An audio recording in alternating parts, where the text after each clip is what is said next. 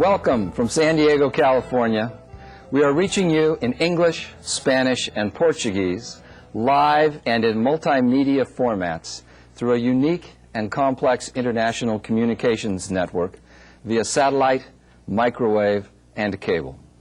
The International Training Center at San Diego State University brings us all together once again through this original video conference program, which joins distinguished organizations representing education, business, and government in Mexico, Cuba, the Dominican Republic, Costa Rica, Panama, Colombia, Venezuela, Peru, Ecuador, Brazil, Bolivia, Paraguay, Argentina, Spain, and the United States of America. We acknowledge the participation of the Organization of American States in Washington, D.C., and the United Nations Conference on Trade and Development, known as UNCTAD, in Geneva, Switzerland. My name is Richard Page, and I will be your moderator for today's program. I am a private attorney in San Diego with the Page firm, practicing in the areas of business and international litigation, including arbitration and mediation.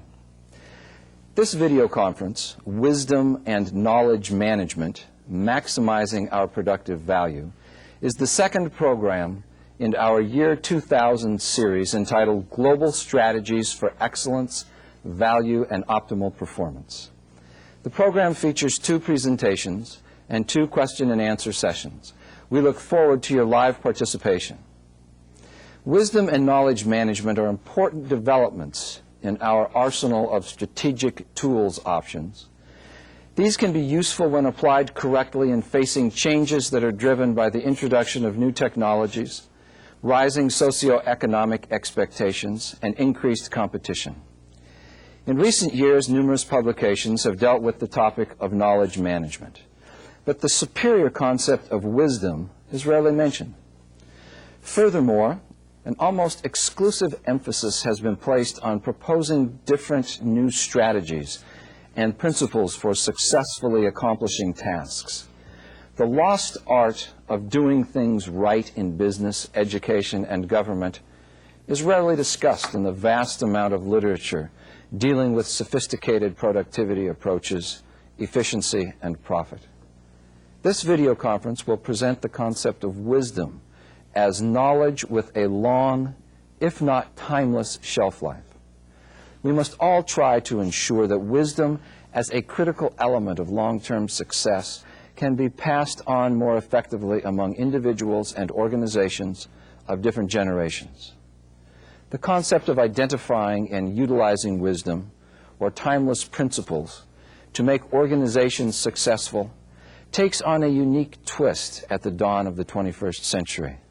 Ironically, we need to go back in time to abandon the ways of doing business most associated with the 20th century organizations, and to readopt late 19th and early 20th century success principles, or practical wisdom.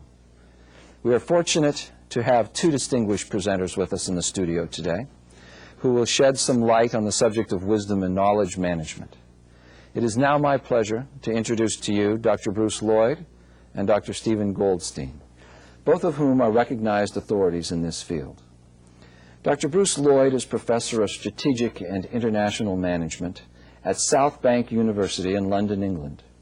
His areas of research and professional interest include strategic management, future studies, creating and managing new ventures, the future of offices and office work, corruption and ethics in business, and mergers and acquisitions. Dr. Lloyd has worked as a management consultant for a number of international organizations. He holds an MBA from London Business School and a PhD from South Bank University. Dr. Lloyd has published research articles in a number of journals, including Leadership and Organizational Development, Business Ethics, and the Leadership and Organization Development Journal. Dr. Stephen Goldstein is president of Educational Marketing Services, Inc., a business that specializes in trends marketing. In addition to being a popular speaker and lecturer, Dr. Goldstein is the host of The Business Exchange, a program focusing on today's issues and tomorrow's trends, which features internationally known guests. Dr. Goldstein holds a master's and a PhD from Columbia University.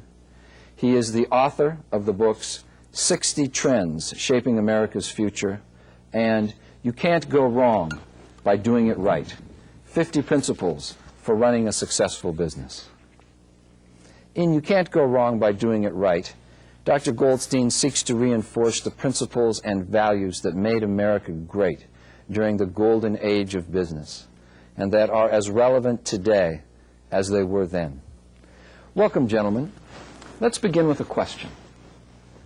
The development of wisdom as a managerial and organizational strategy sounds a bit more like an art than a science for many hands-on and pragmatic decision makers. What are your views on this? Specifically, are managers born or are they made? Dr. Lloyd, why don't you begin? I think that there was certainly not any evidence to suggest that there is a gene that is providing wisdom. And that means that, in essence, we've got to focus on the learning side. And this learning takes place throughout our lives and is something that is got to be recognized as being extremely important. That's not to rule out the possibility that there might not be a small element of it that could be an environmental factor, but in essence it's something that is learnt and therefore critically related to the science rather than the arts. Dr. Goldstein, as we map the human genome, do you expect that we will find a wisdom gene? Well, you know, there are always some people who seem to be wiser than others. They seem to have an instinctive feel about what they do. So though I would agree that we all need to be hopeful, and as Professor Lloyd has indicated, we certainly all aspire to be wise, to reach a kind of plateau at some stage in our life when we process all the information, all of the experiences that we have. But I would also say that somewhere, someplace, there is something called being wise, and maybe some people get it earlier than others. But I think we know wise people when we're in their company, and we know people who seem to be struggling with just getting the facts right or not achieving mastery. So I would say it's available to everybody. Not everybody achieves it, and it's a different realm of understanding. Thank you, gentlemen, for your answers.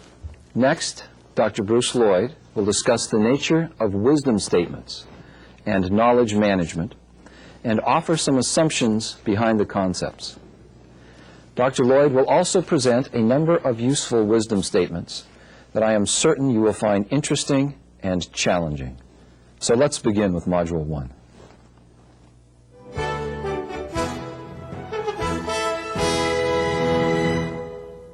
Thank you. Today I will explore the subject of knowledge management and offer some suggestions on how you can improve your effectiveness by applying certain fundamental principles. These principles apply to both individuals and organizations. I will first explore the subject of wisdom and why that subject is important in both strategy and knowledge management. Second, I will offer some examples of wisdom statements, and I'll end with a brief discussion about the link between wisdom and being wise. Let me address the concept of wisdom for a moment. I recognize the inherent risk in expounding on the concept of wisdom, and I certainly do not intend to appear as if I know all or even any of the answers. That is not the framework in which the concept of wisdom is being used here. Wisdom statements are those that appear to be useful in helping us all try to make the world a better place in the future. Wisdom statements, however, are only useful to the degree that they reflect our own experience. On a personal note, I would like to mention a little about my own background. While at college, I chose to pursue a degree in science. At that time, the general perception was you did science if you were not good enough to do classics. Perhaps that was true in my case, but I was also obsessed with practicality at that time, and the classical route struck me as being far too academic. In the end, I obtained a chemical engineering degree, then got an MBA, and after 25 years in industry and finance, I have ended up in academia, researching, writing and lecturing on the subject of strategy. Now, the most important development, as I see it, in the field of strategy during the last decade has probably been the introduction of the concept of knowledge management, as its use has proliferated throughout local and international organizations. In fact, effective learning is now widely recognized as the only sustainable competitive advantage in the long run. Let us look for a moment at some of the drivers behind this trend. First, by examining what we are learning. And second, what we need to learn. Over the past decade or so, we have witnessed an information explosion that has touched all parts of our society. The need for individual and organizational learning has increased dramatically during the last decade, largely as a result of the proliferation of computers. On a greater time scale, we now spend more resources than ever before on learning from our history. This learning is focused on creating an environment in which we may prosper in the years, decades, and even millennia ahead.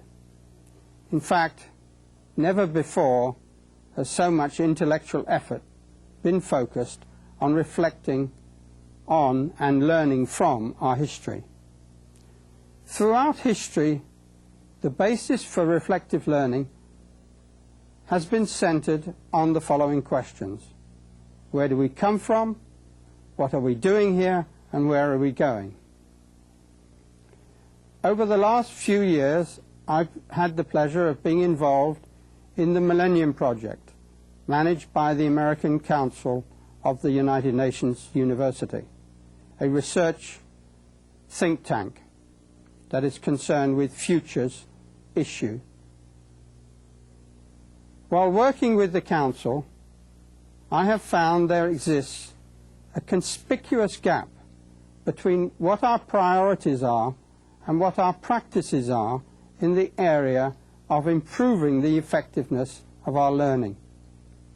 In fact, the 20th century British science fiction author H.G. Wells made this point when he noted that human history becomes more and more a race between education and catastrophe. One can also make this point by claiming that only if the effectiveness of our learning is greater than the amount of change that is taking place will there be any real chance of progress. Now, a great deal of this change is today being driven by new technology. Far too often we seem to be obsessed with technology, or so focused on the here and now that we ignore the issue of wisdom. So this is where I'm coming from and where we seem to be today. But where do we go from here? Given that change in our society occurs at a increasingly higher speed, we need to bridge the gap between our priorities and practices when it comes to improving the effectiveness of our learning. Only by bridging this gap can we be able to equate change with progress. In fact, improving the quality and effectiveness of our learning should be our first step in making a better future. Here it is important to recognize three underlying assumptions of the word learning. The first one is that we are all trying to do things better. The second is that we are trying to improve things. And the last underlying assumption is that we are trying to make progress. In this context, it should be noted that the concepts behind the words improve, better, and progress are all values-driven, and that these relatively simple assumptions related to the word learning in turn include two main issues. First, the word better explicitly and implicitly means we are involved in considering the whole complicated subject of values. What do we mean by better? The answer will depend upon what we as individuals understand about fundamental concepts such as good, right, and the truth. Second, it is important to recognize that in trying to make the world a better place for us all, we can run into potential areas of conflict on specifically how we would go about doing this. For example, it may be that making things better for some people necessarily implies that it is done at the expense of making others worse off. A point worth mentioning in this context is that much of the conflict that arises on this subject is over the fact that different people mean different things through the use of different time horizons when they talk about the future.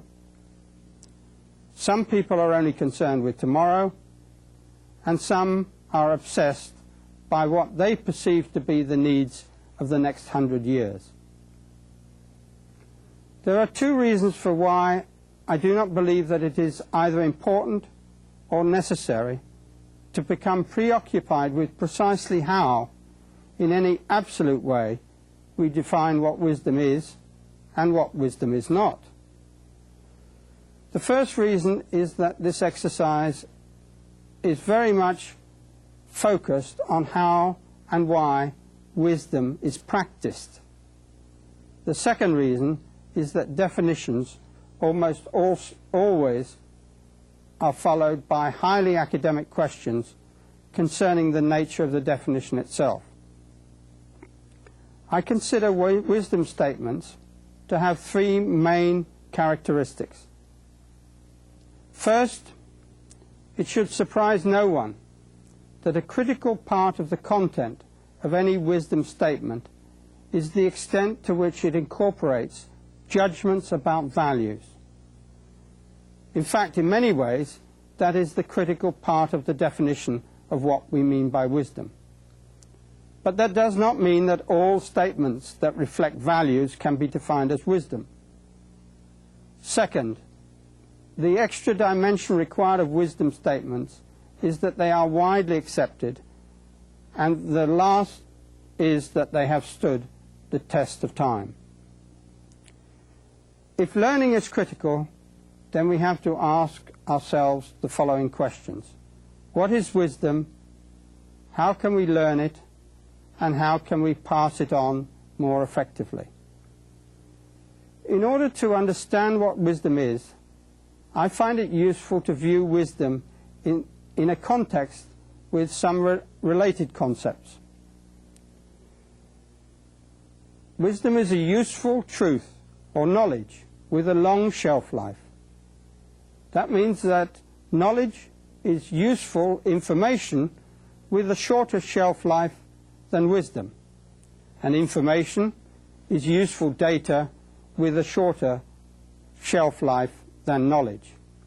Data thus has a shorter shelf life than information. We should recognize that there is a close link between these elements in the pyramid that starts with data, continues with information and with knowledge, and ends with wisdom at the top. It can also be argued that you need to start with wisdom as your base, which then provides the framework within which to manage the remaining elements of the pyramid: knowledge, information, and data. From this model, we can see that without having an effective base at one level, it is impossible to manage subsequent levels effectively. Another model seeks to explain wisdom as information in use and as the integration of knowledge and values. Hence, I hope that I've established the link between wisdom and my belief in its relevance to strategy and knowledge management. That interest was reinforced by coincidence a couple of years ago, more as a hobby than anything else, when I started collecting what I considered to be the important quotations that provided long shelf-life knowledge or wisdom statements. I feel that these ought to be given a higher priority in what we consider to be important in passing on to the next generation through learning. These should help us in our desire to try to make the world a better place in the future. Now, before exploring some of these wisdom statements, I feel that a couple of preliminary process comments are in order. First, I'm obviously keen to get the source of any quotation as right as possible, but my emphasis is on the messages themselves rather than the messengers. In many cases, there is considerable scope for disagreement over who said what, and that could be a preoccupation for some people. But those focused on the future rather than the past should, in my view, give priority to the message rather than the messenger. I just wish to focus on what we might learn from past centuries that is relevant to improving our lives in the future. As there is often some uncertainty over the original sources of many messages, please feel free to contact me through the International Training Centre with any comments or questions related to the source of these quotes. This is not a completely new approach. Thomas à Kempis, a German monk, claimed, "Seek not to know who said this or that, but take note of what has been said." The message is what we are really trying to pass on. The whole issue of copyright is also obviously important. And again, if anyone feels that their rights in this project have in any way been infringed, please contact me through the International Training Centre. I do hope that anyone affected will recognize that the interest of future generations should be our paramount consideration. Nevertheless, in many ways, the world of today can be divided into two. Those whose primary concern is with the use of the messages and trying to learn from them as effectively as possible, and those who are more concerned with the messenger rather than the message. The latter group is often preoccupied with how they can protect their copyright or intellectual property rights. In addition, there are sometimes problems over the origin of some of the remarks and who said it first. Sometimes, even when the quotation itself is well recognized, research shows that it was based on an earlier version with very minor modification. For example, the famous 18th century English scientist, Sir Isaac Newton, is attributed to having said, "If I have seen Father, it is by standing on the shoulders of giants." A very similar remark has been attributed to the Roman poet Marcus Lucan, who lived many centuries earlier.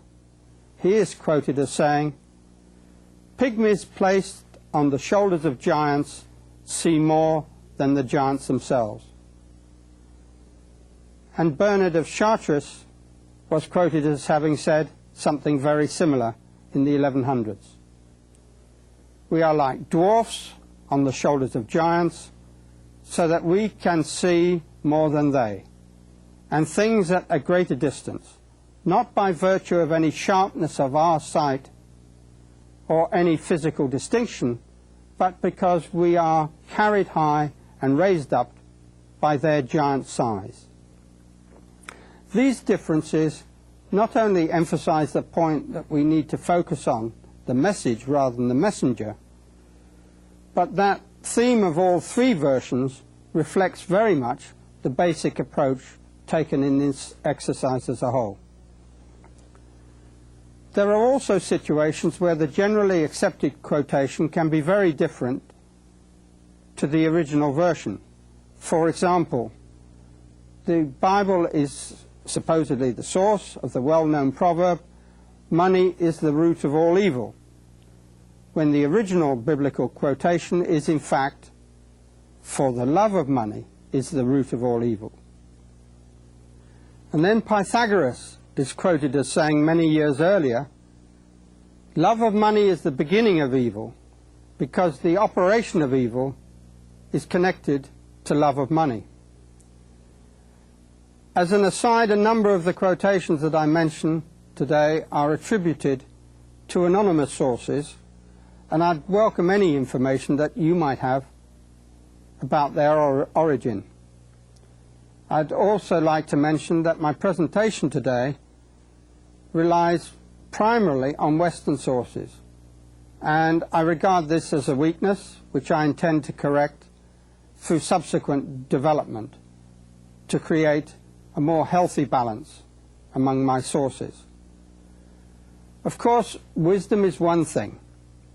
Being wise is quite another. Being wise is certainly more than the ability to recycle wisdom. In essence, being wise involves the ability to apply wisdom effectively in practice. This is reflected in the following quote, which is attributed to an anonymous source. "Those who are arrogant with their wisdom are not wise." In theory at least, once we can agree on the important messages, it should not be too difficult to ensure that there are appropriate channels for the effective learning of these messages. Also, it is not unreasonable to assume that if we have learnt the right things, we ought to then be in a position to do the right thing with that knowledge. Of course, that is an assumption. And perhaps there are more issues in that jump from knowledge to action than are normally recognized. But if that is the case, then we probably need to revisit messages to ensure that we give a higher priority to those that reflect the importance of meaning and motivation in human behavior. Two quotes which emphasize this are, first, our values are revealed by what we do, not by what we say. And secondly, it is not enough to know what is good, you must be able to do it, attributed to George Bernard Shaw. Overall, this is not an academic exercise. It is deeply rooted in making a very serious point. Our future is critically dependent on what we learn. And unless this subject is given much greater attention, it is extremely unlikely that we will be involved in anything remotely like progress, however you want to define it. I recognize that there is enormous scope for debate, both practical and philosophical, about the specific wisdom items identified in my presentation, but I will discuss that later. It is only really important when we try to establish priorities, which of course, in the end, we always need to do. However, at this stage, I am just concerned with trying to encourage debate about these issues, operating an open system that encourages as many ideas as possible from as wide a variety of sources as possible.